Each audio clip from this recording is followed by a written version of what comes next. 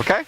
And typically, it's not just over there, right? Because if the ball's over here, maybe everybody in the front ought to be getting ready to transition, right? Because you don't have a second ball responsibility. Only thing you can possibly do is hit the third ball, right? So everybody in the front should be ready to hit. Okay? Let's try this again. Here we go. Let's go to our what's called base position, which means play getting our defensive. Don't just get ready to go, right? We're playing defense right now because you don't know what ball I'm going to give you, right? And then we say second ball. Whoa, whoa, whoa, whoa, whoa, whoa! Stop, Troy. Let me do this again. Ball, please. Go back to here. Go back to here. Ready? Second ball. There you go. That's a transition. All right, nice play. Now. There's lots of transition techniques we may not be talking about. I would just suggest get back as fast as you can. Now, there's good technique and there's okay stuff, okay? But at this level of play, it's just like, just get out of town, right? The correct techniques are really tricky, right? You're in this position, right? You learn to open up, pivot, cross step. You're here, okay? Most players will do this. It's okay. It's okay at this level. But there are more efficient ways to do that. All right, so this is a better move, cross step and out.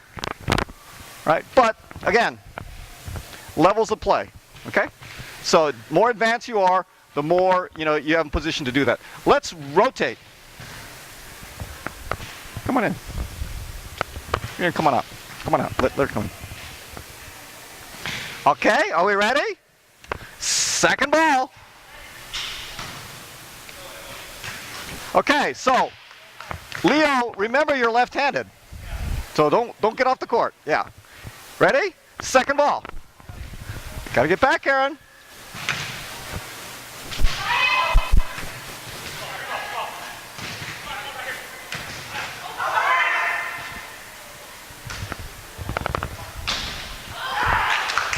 Okay, so let's make sure, right? Everybody is transitioning hard now.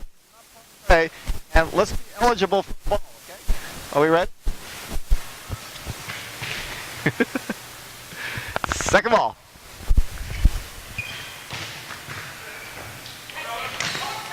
Oh, nice stop. Whoa, yeah. Okay. Almost a camera shot. Okay, so Karen, touch the dot, okay? All right, start back there. Here we go. Second ball. There you go. Oh, that's a great set. Okay, 3 push-up. No, go ahead. Second ball.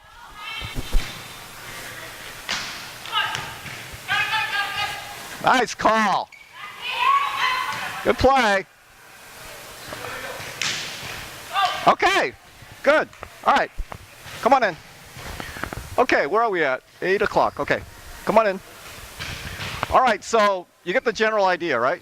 Okay, so we're trying to integrate our 5x5 into the play, and you as a coach can make those situations available just by calling first ball, second ball, third ball, inject the ball where you want it to go. Okay, then we can learn to play volleyball from that position and mostly from back there, right? Back there. Behind the 10, right, is going to be, at your level of play, probably 80% is back there. Okay? So practice back here a lot. If you get really good at this, you'll be surprised how great your team looks at game time, because they're very comfortable now, right? They're not going like, oh my God, what do I do with this thing, right? You know how to do it, okay? All right, here we go. I think this might be the last. Okay, let's see, 8:02. Do you want to go through a little bit more, or do you want to take a break? Keep going? All right, we'll keep going. Okay. Okay, so this is, come on down, maybe you want to sit down. Take a break. Have a seat. This part's going to be a little bit conversational, so you can get a little break here. Stretch a little bit while you're sitting down. Okay, so this is a mechanism for ranking your team, and I find this particularly useful if you have an assistant coach. The reason is everybody sees things differently, and when you say, yeah, I think she's pretty good, one person's thinking, oh yeah, about C+. The other person's saying maybe B minus, okay, or B+, all right? So the idea with this is you have the players in the rows, and then you have the skills in the columns, all right? And then maybe some notes on the side. You know, fast, jumps well, turns the lights off a lot. Is there a switch over there? Oh, that's not good. Oh, well, that's weird. Okay, so the idea with this grading system is you grade on a curve. And what I mean by that is your best hitter, no matter how bad they look to you, gets an A. That makes sense? Because you got what you got, right? So you can't go borrow a player from another team. You got what you got. Maybe the player on that other team you think is really an A. Your player looks like about a C compared to that player. Doesn't matter. You got what you got. Your best player in each category gets an A. And then you grade from there. Okay? So this way, it kind of takes the guesswork out of it, and it's actually kind of fun to do this on 2 blank sheets with 2 coaches and see what you come up with and how many things coincide. Because then you can start to get a feel for like what people are really looking for. Okay? Yeah, and the frequency is kind of up to you as it progresses. If you see, like, you know, in a few weeks the team's getting a lot better, do regrading. Okay? Now, this is going to tie to the second part of this, which is taking stats, and I'm going to find you sort of simple ways to do this so it's not too complicated. But as you track, some players get better, some players sort of flatten out, some players sometimes even get worse, right? And the other thing that happens is some people get injured. So they're not playing at all, right? So that means you got to reshuffle a lot of things here, okay? So this is just a mechanism, right? But it turns out that it's relatively quantitative in the sense that it takes the guesswork out. So it makes it a little bit easier for you to kind of get into the whole pattern. Excuse me, are you in a lesson? Yeah, so can you... Yeah, thanks. Oh, pounding headache here. Okay, so it's just a nice way to kind of make things more concrete. And the other good thing about this is it'll actually challenge yourself, because then you'll go back and look at it and say, wow, why did I give her an A? You know, as you start playing, right? You can go back and look at it, because if you write it down, then you don't have this sort of self-justification stuff going on where you say, oh yeah, I always thought she was like that. You know, it's like, no, look at it, it's like, oh yeah, my opinion has changed. Okay, and that's a good thing, because then you can start to restructure your team accordingly.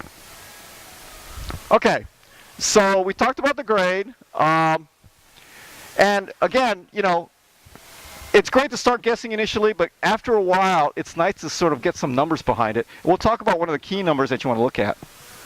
Okay, so we'll talk about some basic rules. How many of you are playing full-fledged volleyball with rotations and substitutions and everything else? Sorta? Yes? Yes? No? Okay. Okay, so because this part is kind of getting to that next level where, you know, you really need to define what the people's jobs are. Okay? And so you got everybody from your defensive people all the way up to your, you know, front row folks. Okay? And so these are just some of the definitions, and, you know, it's going to be kind of limited to what you got. You can go through and look at this list as you go through this in more detail. All right.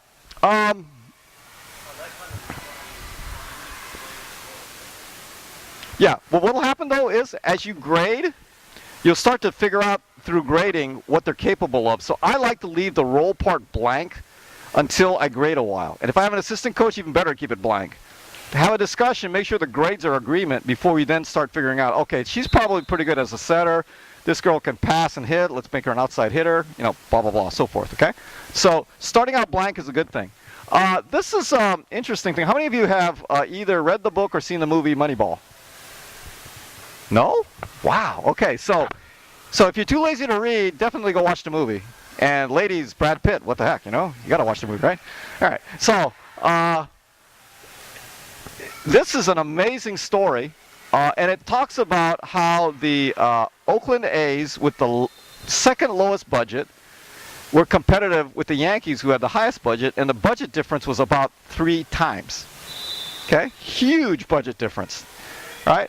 And so the key that they figured out was we can't compete with them if we bid for the same players. We need to find opportunities, and we need to look at different numbers that tell us something different from what everybody else is looking at. It turned out that most of baseball were looking at all the wrong numbers. And all of the scouts who've been in this industry for 1,000 years, had all the right answers, knew nothing. Okay? So here's a great example, and you'll see this in the movie at the very beginning when they're trying to decide on a player, and they'll say things like, the key thing they talk about is 5'2" player. Yeah, he's tall, he's fast, he can run really good, he can throw the ball, he can catch, and he can bat. He's got everything, and he's got a great-looking girlfriend. Okay? So this is how, they're enamored with the appearance of the player, right? It turns out that if you do that, you're going to be bidding for the same guy as everybody else, and it turned out that Billy Beane was one of these guys, the manager of the Oakland A's, and he completely imploded for two reasons. One, he was a little too young. He had an opportunity to go to Stanford first and get college training before jumping to the major. And two, he had a patience problem. He is noted for breaking more bats than anybody else in the major league out of frustration. Okay? So this guy was faster than anybody else out there, could throw the ball faster, he could hit like crazy, right? But the problem was he wasn't mature enough. Okay? Well, so he was very, very dedicated. He didn't have the budget. He knew about himself. He knew the scouts were just BS. They're just talking and making up stories, right? So they started using statistical techniques to figure this stuff out, and they realized that there's all kinds of other numbers. And what they went after they actually went after unorthodox, somewhat ugly players who had great statistics and got them real cheap. Okay? So they understood about how the game was played and how you make points in reality. They realized that stealing is a bad idea, sacrifice flies are a bad idea. All these things statistically didn't prove out as being very good in concept, although it was used dramatically in the entire baseball through the major leagues. All right? And they changed all that, and guess what? They qualified for the playoffs multi-years in a row with the lowest budget. To the point where the other teams start to notice, and today most teams use these statistical techniques. Okay? So the playing field's a little more even now. It's a little harder to get an advantage. All right, so stat thing, I tell coaches this all the time, right? When you bring it up with the girls, they'll hate it. Okay? And then after you explain it to them, they'll still hate it. Right? But the good news is, if you use a little bit of it at a time, it starts to take out the coach likes Megan more than she likes me routine.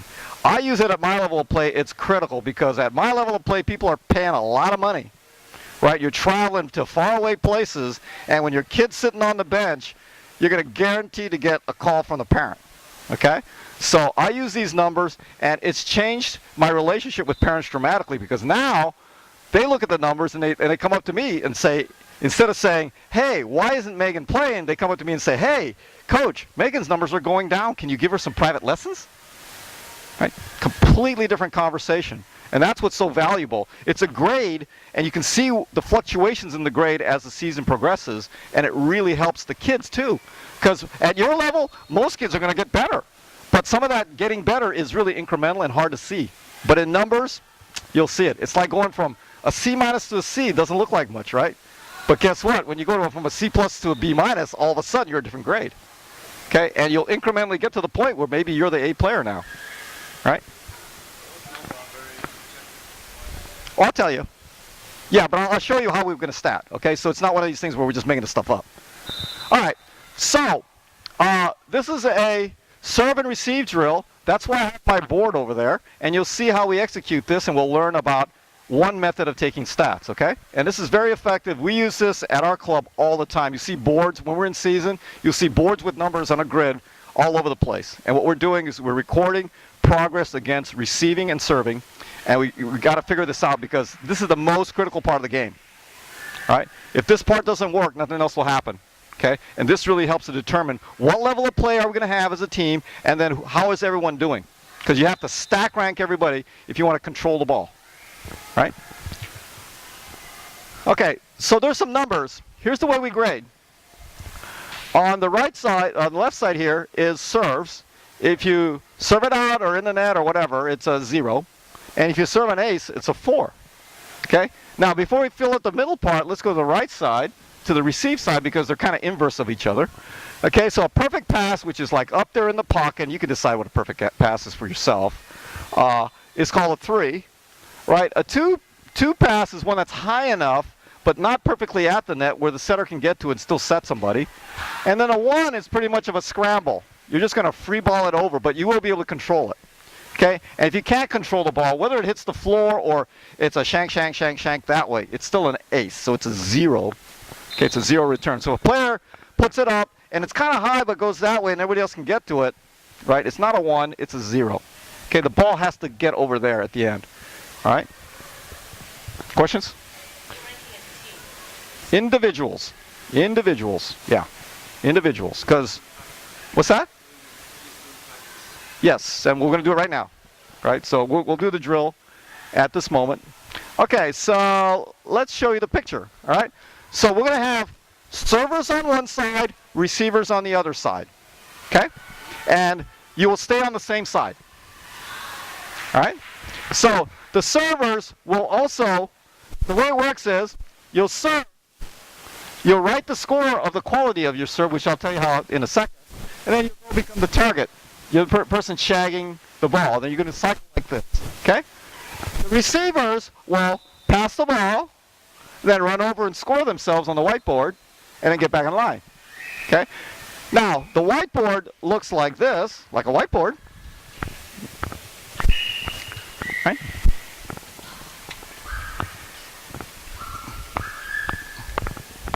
And the main thing about this is that it has 10 columns. And the reason it has 10 columns is because that way the math is easy. Okay? So what you do is, we'll have receivers here and servers here. Put your name in these spots, right? And then you put your score in here. Okay? And when you get all the scores after 10, we add them up, and then we divide it by 10 to give you a rating. Okay? And then we'll figure out from how many zeros you have what your error percentage is. Again, easy to calculate, right? 3 errors is how many percent? 30%. Okay? All right? And so we have our receivers and our servers here, and then we just take stats. Okay? And then, you do this kind of regularly so that you get a pretty good idea how it's going. Now, here's a couple of key things about this. One, you want to do this out in the open. And the reason is this. This creates a little better focus. Okay? Because you're getting graded. And mindfulness, remember, is key to learning. Right? One test to see whether or not you've accomplished your goal is when the kids start arguing with you about the score. That's a good thing. Don't take that as a bad thing. It's a good thing. You know why? Why? What's that? They care, right? All of a sudden it's like, hey, coach, that's not an A. It's, it's an A+, right? So it's not a 2, it's a 3. That was a perfect pass. Okay? So it's okay. The counter to this, though, is be careful as a coach, right, to be gentle about the numbers. Okay? So remind the players that these numbers are not, right, a proof of a character flaw. Right? If they get a low number, you got to be sort of gentle with them and say, hey, that's fine, you had a bad day, we're going to get better. We're all going to get better. Right? So remind them that this is just a way of keeping track of progress. And once you do it often enough and the girls start to see the numbers climb up, they'll really appreciate it. Because a 1/10 of a point increase is huge in volleyball, impossible to see. You cannot see that. It's just like every other statistical thing. It's too small a change to actually eyewitness, but you'll see it here. And it happens with my JV team in high school all the time. There'll be a few athletic players who are not very experienced with volleyball. They'll be kind of at the bottom of the list. And I always tell them, don't worry, keep working at it. And every week, a 1/10 of a point, a 1/10 of a point, a 1/10 of a point. By mid-season, they're as good as the worst passer who's starting. Okay? And now all of a sudden, you have an option. They've achieved their goal, you put them in. Right? One of your passers has trouble one day, boom, now they're the extra person, the next sub in line. They get to go in and play. Because ball control and the receive is critical to controlling the game and winning. Okay? So this grading system allows you to do that and to know with a great degree of precision how good your passing is. Right? Okay, so once we start doing this, I'll help you a little bit more with interpretation. But let's do the drill so that you get a better idea of how this really works out. Okay? Right, now here's the magic to that. It's a double-sided drill, so both sides are getting scored. And what you do is, as a coach, I'll be standing at that pole, and I put up my hands, my fingers. So if one side receives at a 1, what's the other side get? 3. Okay? If this side receives a 0, what's this side get? 4. Okay? So the scores are always like this, where it's like 1 and 3, 2 and 2, right? 3 and 1, 0 and 4, right? Or a 0 on this side, which nobody gets anything on this side, right? Because they didn't receive the ball. Okay? Make sense? All right. So the way we're going to do this is exactly as we've seen in the diagram. Maybe not. Maybe it'll be reversed. We'll serve that way so we don't wreck the equipment here. We'll serve that way. I'll stand over there. We'll have some pens, and you'll run up and do your scoring, okay? So let's have the volunteer receivers over there and the volunteer servers over here. We go slow, so Yeah, no problem. We're going to walk this through it. Yeah, sure. All right, so receivers on that side, 3 on the court initially, servers on this side. And I need my board back. Oops, sorry.